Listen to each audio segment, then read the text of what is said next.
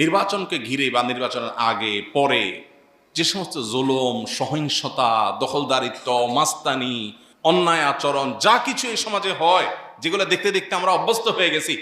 আর যাই হোক, আমি কোনো দলের প্রতি আনুগত্য আমার থাকতে পারে, এমনকি কোনো ইসলামিক দলের প্রতি আনুগত্য থাকতে পারে, কিন্তু আমি এমন কিছু করব না যেটা আমার আল্লাহ এবং তার রাসূল নিষেধ করেছেন। যদি সেটা দিনের খাতিরেও করি আমি, তারপরে সেটা আমার গুনাহের কারণ হবে।